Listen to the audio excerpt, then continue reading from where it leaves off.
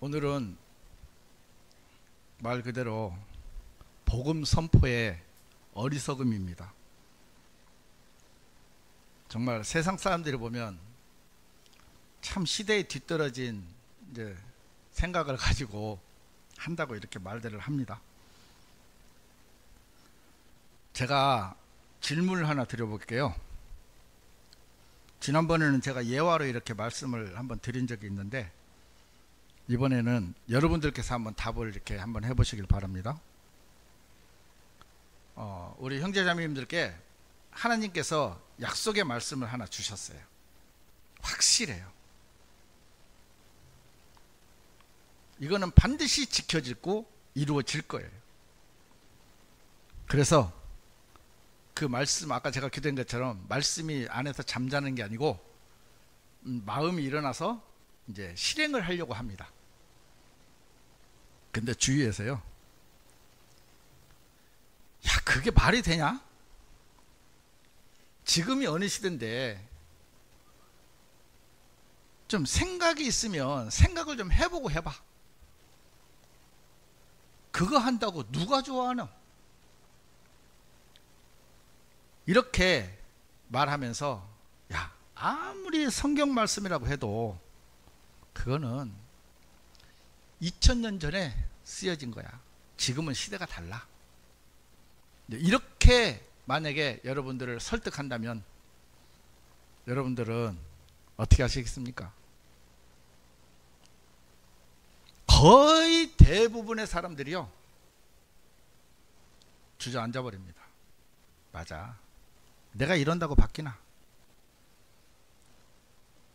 아무리 하나님이지만 이건 안 될 거야. 그래, 그때 2000년 전에 써놓고 지금 와서 하락하면 되나? 이렇게 생각을 하는 사람들이 참 많아요. 우리가 지금 교회에서 하고 있는 일이 그렇잖아요. 누가 봐도 시대에 뒤떨어집니다. 저희 가게에 어떤 분이 전도지를 가져왔어요. 건빵이랑 갖고 왔나? 건빵이랑 전도지를 하나 가져왔길래 제가 이제 읽어봤어요. 성경 구절 교회 이름만 빼면요, 자기개발서예요. 이게 무슨 말인지 이해되십니까? 예수 그리스도, 물론 뒤에 이제 그게 있어요. 표면적인 건 있는데 앞에 주요 쭉 우리 전도지처럼 쭉 써놓는 건 보니까 세상에서 잘 살아야 되고 성공해야 된다는 것이 전도지예요. 기가 막히죠. 근데 그게 요즘은 시대에 맞는 거예요. 그래서 제가 너무 기가 막혀갖고 한번 읽어봤는데, 진짜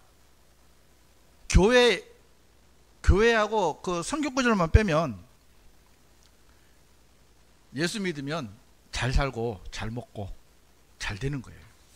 요지가 그거예요. 그러니까 우리가 하는 방식이 얼마나 그 사람들한테는 우습겠습니까? 전도를 하나 하더라도 건빵이라도 하나 줘야 되고요, 요만한 건빵 거기다 스티커 붙여갖고 줘야 되고, 볼펜이라도 줘야 되고, 예? 그냥 예수 믿으세요, 죄 있으면 지옥 갑니다, 절대 안 하거든요.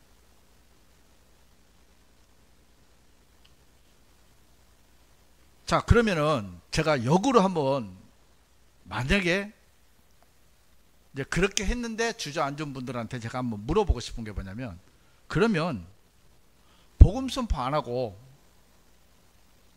전도 안 하면 뭐 할 건데요? 이 시간에 와서 예배 드리고 우리 점심 먹고, 그죠? 또 오후 예배 드리고 끝이에요. 제가 앞으로 이거는 막 계속 강조하겠지만, 이 시대 자체가요, 예수 그리스도를 믿을 필요가 없게끔 모든 것이 시스템이 갖춰져 있어요. 우리끼리 잘 지내면 됩니까? 그 우리끼리 잘 지낼 것 같으면 이 세상에 남겨둘 이유가 없잖아요. 왜냐하면 셋째 하늘에는요, 24 장로들을 비롯해서 그룹들과 천사들이요, 어마어마하게, 그죠? 날마다 예배 드리면서 하나님을 경배 드리면서 찬양하면서 말 그대로 병도 없고, 우리 자매님 올라오시면서 힘드시잖아요. 이런 일도 없어요. 몸도요 33세 남자로 다 바뀌어요. 그런데 이 땅에 우리를 놔두셨는데, 우리가 이 자리에만 안주한다면 어쩌면 그것은 하나님 보실 때 큰 악이라고 생각이 돼요.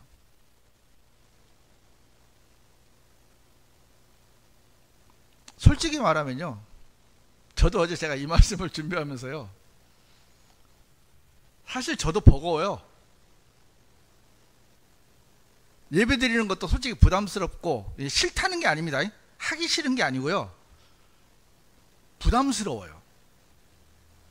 직장생활 하면서요, 이제 저는 신학원생이기 때문에 하루에 무조건 2시간씩 공부를 해야 돼요. 그리고 아침에 일어나면, 지난주에 제가 이제 설교하면서 말을 하는 바람에 또 아침마다 일어나서 또 예전에 못했던 성경을 다시 읽거든요. 1시간씩. 그러면서 또 설교를 준비해야 되고요. 자질구레한 일이지만요, 예배 순서도 해야 되고, 그 다음에 찬송가도 선곡을 해서 이제 그 반주하는 자매한테 보내서 또 받아서 이게 제대로 됐는지 안 됐는지 검토를 해서 한 번씩이라도 더 들어보시라고 편집을 해서 또 단톡방에 올려드리고, 또 말씀 썸네일 만들어야 되죠. 형제님들 오후에 하시는 거, 또 본문 뭐 이거, 그러니까 어떻게 보면 별거 아닌 것들인데 그런 자질구레한들이 굉장히 많더라고요. 제가 처음에 얘기했던가요? 저는 교회에서 정말 오만 일을 다 해봐가지고 다시는 그런 일들을 안 하고 싶었어요. 솔직히 말씀드리면. 그런데 하나님께서 밀어 넣으시더라고요. 네 그거 안 하면 뭐 하려고? 그러시는 거예요. 네 그거 안 하면 뭐 하려고? 뻔하죠. 형식적인 신앙생활을 할 수 있겠지만은 정말 부담스러워서 하나님 앞에 나가는 일은 우리는 없을 겁니다. 아마.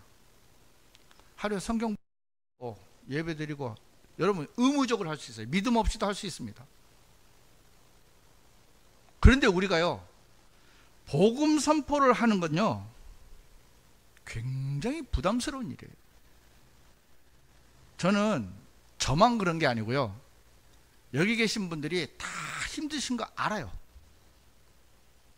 사람이 많으면 각자 한두 가지 일만 많이 해봐야 한두 가지 일만 하면 되지만, 어차피 정해진 일들은 있는데 사람이 없으면 이것도 해야 되고 저것도 해야 되고 저것도 해야 돼요. 또 재정적인 부담도 크고요. 또 우리 형제님들은 말씀을 전하셔야 되고, 이게 금방금방 돌아와요. 2주에 한 번, 3주에 한 번 하는 것 같아도요, 금방금방 돌아옵니다. 정말 힘에 넘치도록 하는 걸 알아요. 알기 때문에 더 마음이 쓰이고요. 그런데 그래도 이 상태에 머무를 수는 없잖아요. 우리에게 주어진 이 성경 말씀이요, 단지 읽고 묵상하는 걸로 끝나버린다면은 이 성경은 살아있는 책이 아닙니다. 불경이나 논어나 뭐가 다르겠어요? 이 성경 말씀이 우리에게 주어진 것은 말씀을 읽고 묵상하고 끝내는 게 아니고요, 이 말씀이 살아서 우리를 통해서 일을 하신다는 겁니다. 실행하는 게 중요하지, 물론 당연히 읽고 묵상을 해야 되죠. 그래야 그 속에서 하나님의 말씀이 역사하시니까요. 자, 보세요. 오늘 읽었던 고린도전서 1장 18절에 이는 십자가를 선포하는 것이 멸망하는 자들에게는 어리석음이기 때문이라. 그러나 구원받은 우리에게 그것은 하나님의 권능이라.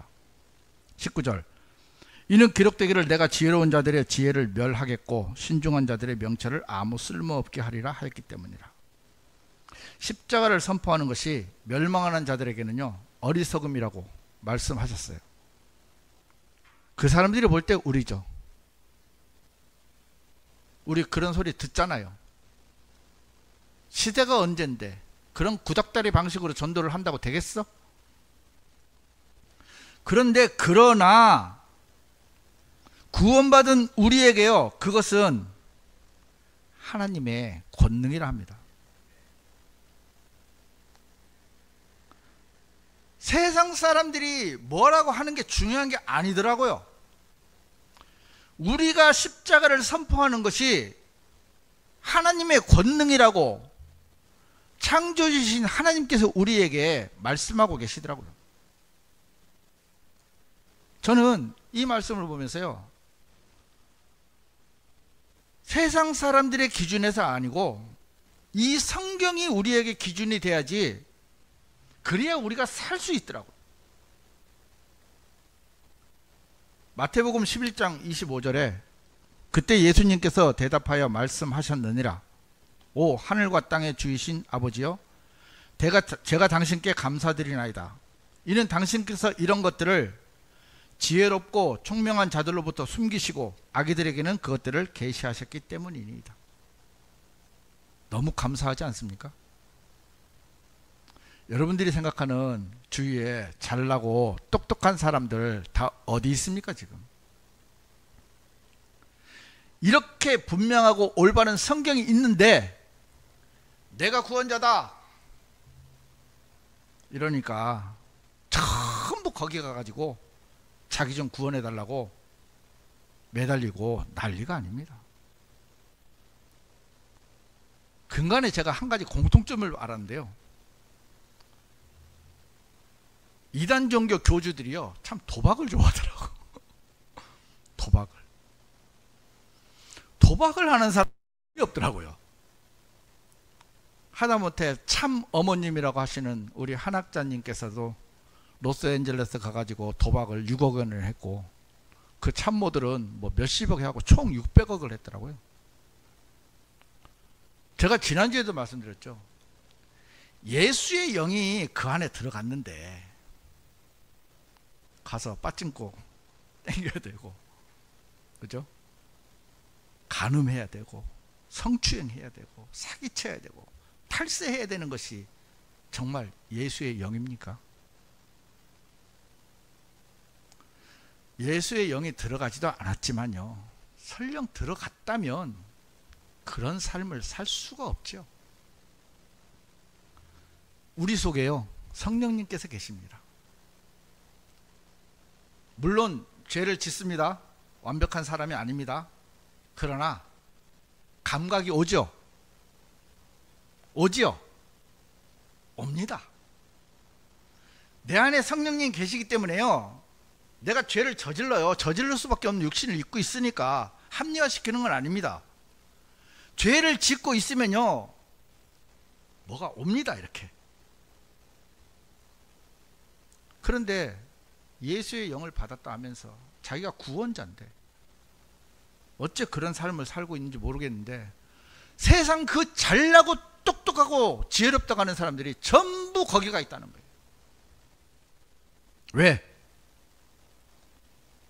당신께서 이런 것들을 지혜롭고 총명한 자들로부터 숨기시고 아기들에게는 그것들을 계시하셨다고 성경에서 말씀하고 계세요.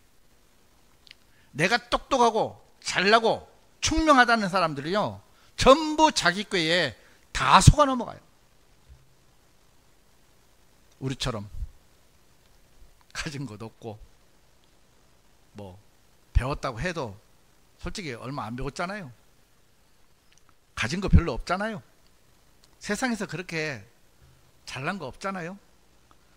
그런데 그것들을 우리에게는 계시해 주셨다는 겁니다. 누가 지혜로운 자입니까? 우리가 지혜로운 자. 성경에서 말하는 지혜로운 자, 그건 바로 우리가.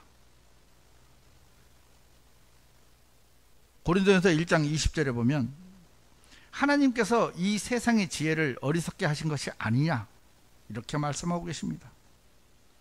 세상의 지혜로는요 하나님을 알 수가 없습니다. 세상에 아무리 유명한 신학 박사라 하더라도요, 14만 4천 명을 다 비유라고 하지 실제 인물이라고 하는 사람이 아무도 없더라고요. 가려져 있어요. 요한 계시록이지 요한 묵시록이 아닙니다. 감추어진 게 아닙니다. 우리에게 다 보여주셨어요. 나이가 많든 적든 액면 그대로 문자 그대로 읽어가면요, 다 알 수 있게 해 놓으셨어요. 이사야서 29장 14절에는 그러므로 보라, 내가 이 백성 가운데서 경탄스러운 일을 추진하겠느니 곧 경탄스러운 일과 이적이라. 이는 그들의 지혜로운 사람들의 지혜가 사라질 것이요 그들의 신중한 사람들의 명철이 숨겨질 것이기 때문이라. 참 무서운 말입니다. 하나님께서 그 사람들이 아무리 똑똑하다고 해도 그걸 무용지물로 만들어버리면 그 사람들은요, 자기 지식으로는 절대로 하나님을 발견할 수가 없어요. 쉽게 말하면 헛똑똑이라는 거죠. 우리에게 주어진 하나님의 지상 명령은요, 그 사람들이 생각하는 어리석은 일인데 하나님께서는 그것을 가장 기뻐하신다고 했어요. 21절에 그 말씀이 있습니다. 이는 하나님의 지혜에 있어서 세상이 지혜로 하나님을 몰랐기 때문에 복음 선포의 어리석음으로 구원하는 것이 하나님을 기쁘게 해드렸느니라. 무엇으로 기쁘게 해드린다고요? 예, 복음 선포의 어리석음으로. 아멘? 예. 사람들이 무슨 말을 하든지 하나님께서는요, 복음 선포의 어리석음으로 믿는 자들을 구원하는 것이 하나님을 기쁘시게 한다고 성경이 못을 박아놨어요. 무슨 말이 더 필요합니까? 성경 기록에 하나님을 기쁘시게 하는 것이 복음 선포라고 명백하게 말씀을 해 놓으셨는데 사람들은 자기 기준에 따라서, 자기 지식에 따라서 맞네 안 맞네, 옳으네 그르네를 따지고 있다는 겁니다.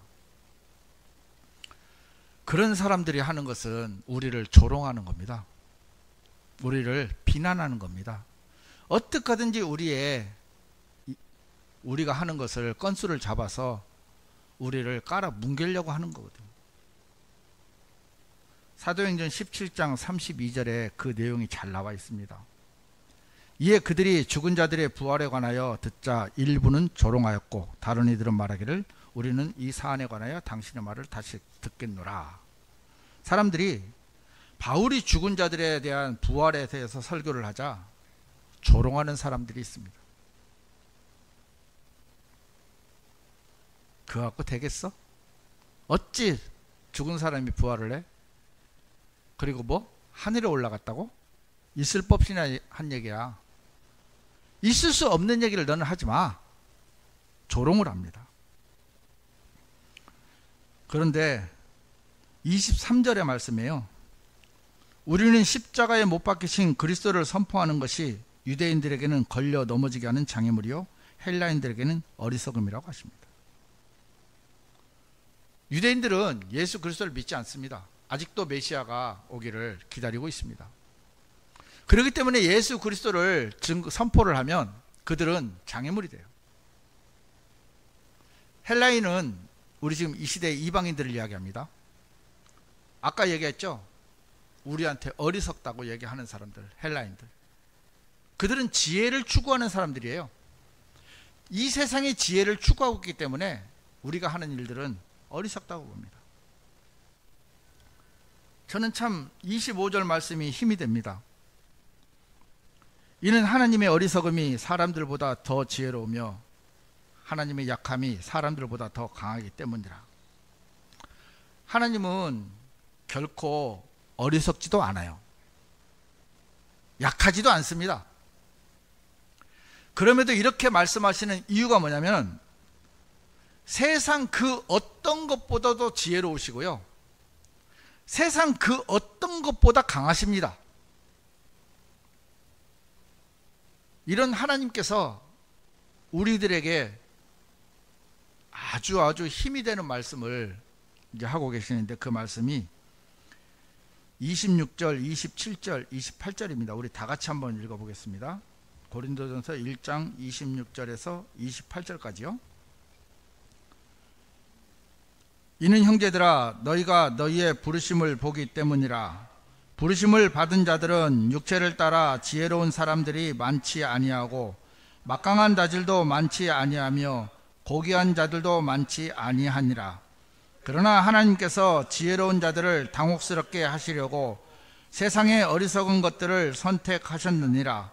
또한 하나님께서 막강한 것들을 당혹스럽게 하시려고 세상의 약한 것들을 선택하셨느니라.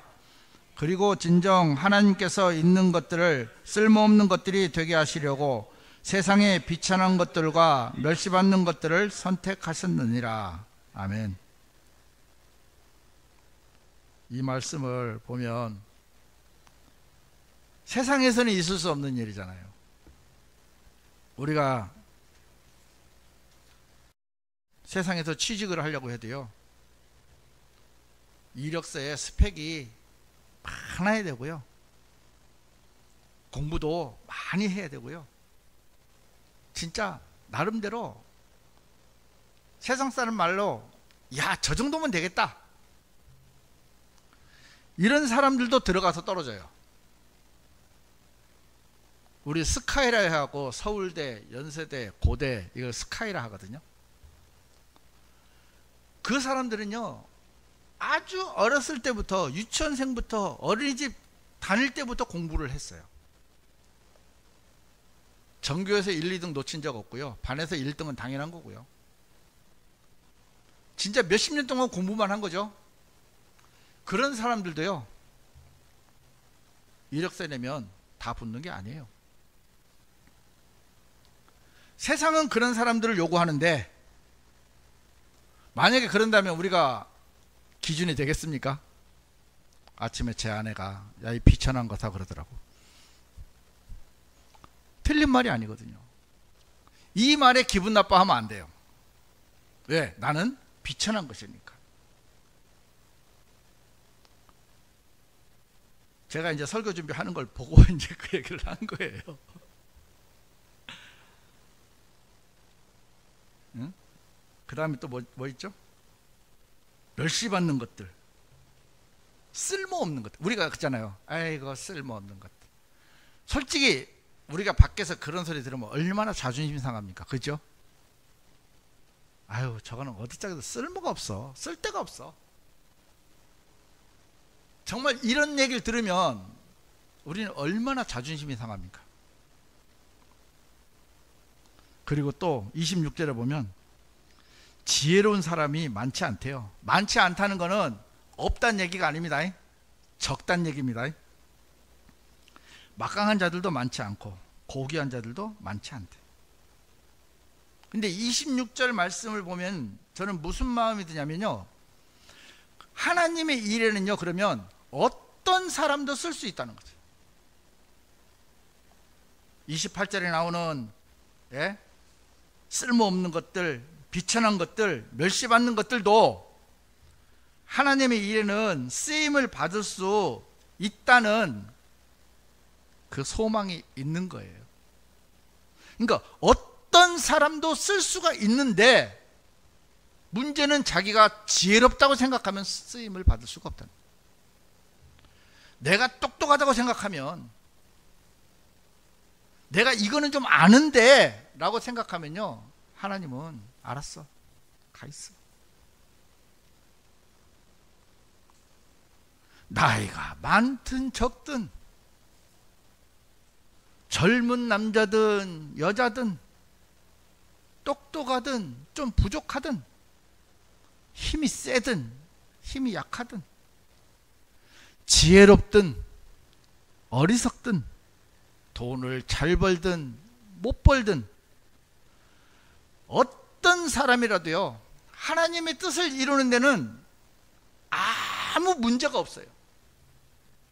단 하나, 자기가 똑똑하다고 잘났다고 생각하는 사람은 하나님의 일에 쓰임을 받을 수가 없다는 겁니다.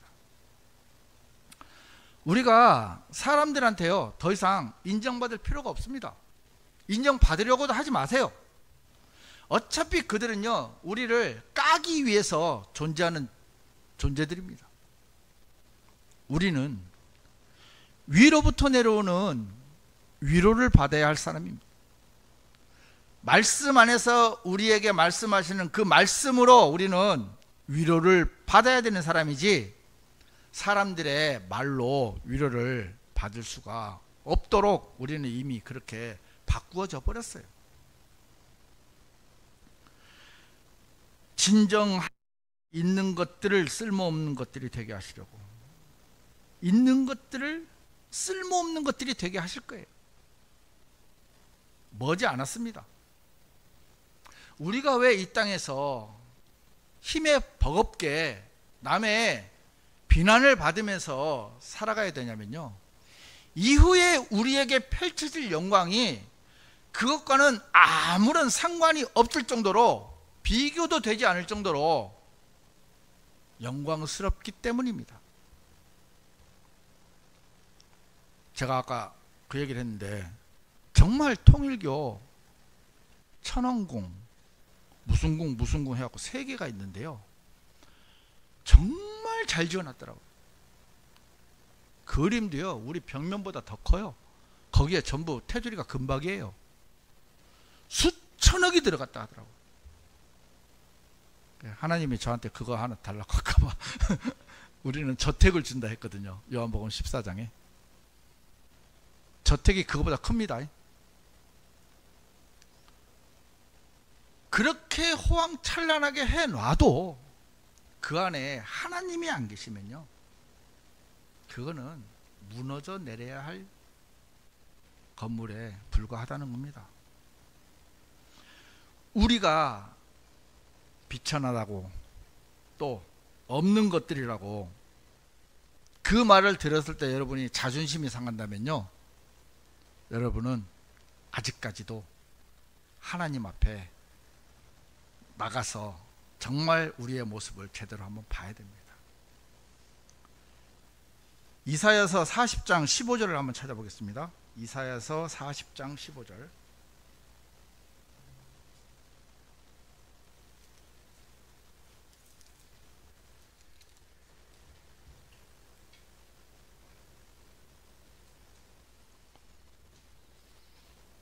이사야서 40장 15절입니다.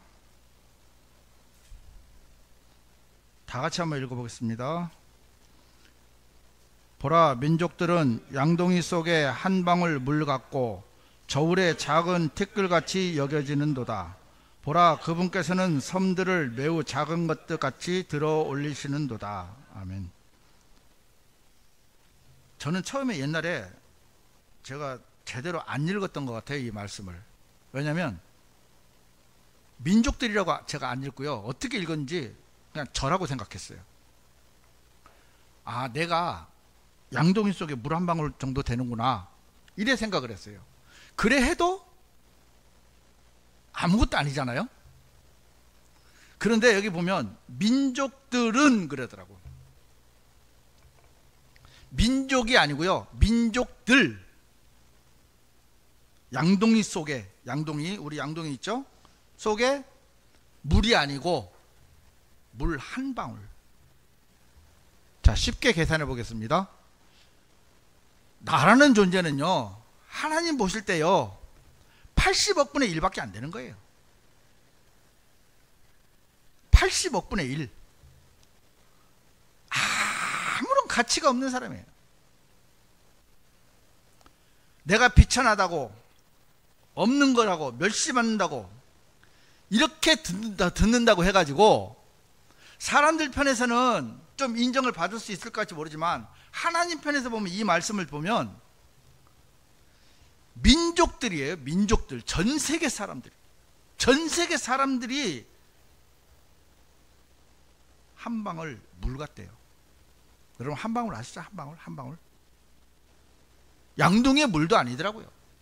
그럼 우리가 얼마나 값어치 없는, 쓸모없는, 비천한, 없는 것들인지 우리는 명확하게 알 수 있거든요. 이런 우리에게요, 복음 선포를 맡기셨어요. 이보다 더 영광스러운 일이 어디 있습니까? 천사에게 맡기면요 정말 잘할 거예요. 아마 이 세상 사람들 제가 볼 때 거의 다 구원받을 겁니다. 그런데도 우리에게 맡기셨어요. 우리에게. 좀 우리가 아까 처음에도 얘기했지만 부담스럽고 힘에 겨워요. 그런데도 저는 조금만 더 힘을 냈으면 좋겠습니다. 제가 우리 형제님들 생각하면서 그 생각을 한번 해봤어요. 우리 형제님들은요 지금 황금기에 계시다고 보면 돼요. 이유가 뭐냐면 우리 갈보리 교회 같은 경우는 지금 거의 150명이 육박하거든요. 그러면 그분들 중에 단상에 서는 분들만 서요. 그러면 웬만한 형제님들은요 1년에 한 번요 강대상에 못 올라갑니다. 우리는 올라가기 싫어도 올라가야 돼요. 우리는 얼마나 좋습니까? 안 좋습니까? 올라가기 싫어도 올라가야 되고요, 하기 싫어도 해야 돼요. 또 밀어요 지금. 근데 만약 여기에요 형제님들이 20명 이상 되잖아요. 물론 좋습니다. 교회를 위해서는 굉장히 좋지만요, 형제님들 개개인은요 그만큼 안 좋습니다. 지금 좀 부담스러워도요 지금을 즐기십시오. 저도 마찬가지거든요. 저도 언제까지 제가 이걸 할지 모르겠지만 할 수 있을 때 하는 것이 주님이 보시기에 가장 기뻐하는 일입니다. 우리가 복음을 선포할 수 있다는 것 자체가요, 전도지 한 장을 나눠줄 수 있다는 것 자체가요, 그 복음 선포를 위해서 기도할 수 있다는 것 자체가요, 그리고 그걸 위해서 뒷바라지를 해줄 수 있다는 것 그 자체가 감사한 거지, 우리가 그 일을 한다고 해갖고 하나님 앞에 얼마나 큰 일이 되겠습니까? 어제 갈보리 교회에서는 전도 집회가 있었어요. 그 이제 신학생들하고 교회 복음을 선포하시는 분들이 모여서 이제 분기마다 한 번씩 하는지 제가 잘 모르겠어요. 그래가지고 어제 오후에 이제 오전 오후로 이제 그 일을 하는데 너무 부럽고 가고 싶은 거예요. 근데 너무 멀잖아요. 서울까지. 또 토요일날 갔다 오면 이 주일날 또 이렇게 지장이 있을까봐 제가 지금 망설이고 있는데, 제가 이 마음을 먹었다는 건 가긴 간다는 얘기입니다. 언제 할지 모르겠지만. 왜냐면 봐야 돼요. 저는 그분들의 삶을, 그분들이 대단해서 그렇게 사는 게 아니거든요. 그분들이 잘나고 똑똑해서 그렇게 산다면 우리는 평생 그렇게 못 살 거예요. 그분들도 민족들의 양동이 속의 물 한 방울 같은 존재인데, 그런 존재들이 말씀에 힘을 입어서 그 말씀을 실행하러 나가는 거잖아요. 그게 믿음이에요. 내가 이걸 한 게 믿음이 아니고요, 내 속에 그 말씀이 일으켜서, 말씀이 일하셔서 나를 밖으로 데리고 나간 것 뿐이에요. 저는 형제님들이요 말씀을 전하실 때 구하세요. 저도 기도하면서, 자주는 아니지만 저도 설교의 은사를 달라고 기도하거든요. 말씀을 잘 깨달을 수 있고 지각을 열어서, 저의 지각을 열어서 잘 알 수 있게 하려고 기도합니다. 단지 1시간 여기서 설교하지 마시고요, 하나님께 설교의 은사도 구하시고요, 방언 같은 그런 은사 구하지 말고 신유 같은 그런 은사 구하지 말고 정말 하나님께서 원하시는 것을 구하세요. 성경 공부할 때 더 잘 깨닫게 해달라고, 이해하게 해달라고 기도하십시오. 누구보다 가장 주님 앞에 기뻐하시는 삶을 살 수 있는 곳이 부족하지만 완벽한 교회가 이 진주교회입니다. 우리가 이제는 나가서 복음 선포하는 건요, 그냥 당연한 것이 되어야 되지 그것이 큰 일이 되어서는 안 되는 거고요. 누누이 강조하지만 우리도 누군가의 전도를 받아서, 이끌림을 받아서 말씀을 전해주는 사람을 만나서 구원을 받았잖아요. 그런 분들을 동일하게 우리가 만나서 또 그들에게 말씀을 전하거나 전도지를 주거나 또 그들을 위해서 기도를 하거나, 배주희, 이민희 두 학생이 우리 그때 전도 나갔을 때 이제 복음을 들은 학생인데 이름을 제가 메모도 안 해놨어요. 근데 기억에서 안 떠나요. 이 지역에 살지는 않아요. 그러나 우리가 그때 갔기 때문에 복음을 들었잖아요. 우리가 하나님 앞에 어떻게 살아가는 것이 지혜로운 삶인지 우리 스스로 우리에게 좀 물어봤으면 좋겠습니다. 말씀이 무엇이라 하는지. 가장 기쁘게 할 수 있는 일이 복음 선포라 하는데 왜 우리가 주저해야 되느냐 말입니다. 우리도 한 번쯤은 주님이 기쁘신 일을 해드려야 안 되겠습니까? 그렇죠? 우리도 주님을 위해서, 주님이 우리를 위해서 다 해놓으셨잖아요. 우리도 주님을 위해서 기쁘게 할 수 있는 일이 있더라고요. 그래서 정말 저는 우리 교회 형제 자매님들은요, 아예 거기에 좀 특화가 됐으면 좋겠어요. 그냥. 그래서 남들이 뭐라 하든 신경 쓰지 마세요. 개가 짖어도요 기차는 달려가더라고요. 우리는 기차입니다. 종착역이 있잖아요. 정말 영광스러운 종착역이 우리를 기다리고 있는데 우리가 똥개가 짖는다고 멈춰서야 되겠습니까? 저는 제가 이 말씀을 준비하면서 이건 우리의 당연한 거지 우리가 특별히 뭐 하나님을 위해서 하는 게 아니더라고요. 사람들은 너무 당연한 일들을 하나님 앞에 생색을 내는데 우리는 그러지 말고 우리 앞에 주어진 그 하나님의 명령을 실행하면, 그죠? 그게 주님을 기뻐하는 거잖아요. 그래서 우리의 가족이나 우리의 주위에 있는 모든 것들 물론 중요하지만 가장 우선시돼야 될 거는 이 복음 선포라는 사실들을 우리가 좀 알고 마음에 좀 새기고, 참여하지 못하면 기도해 주세요. 그러면 됩니다. 제가 그랬잖아요. 마라톤 40년 한 사람보다 우리 형제님께서 기도 한번 더 해주시거나 그러시면 그 40년에 한 그것보다 훨씬 더 하나님 앞에 상급이 더 많잖아요.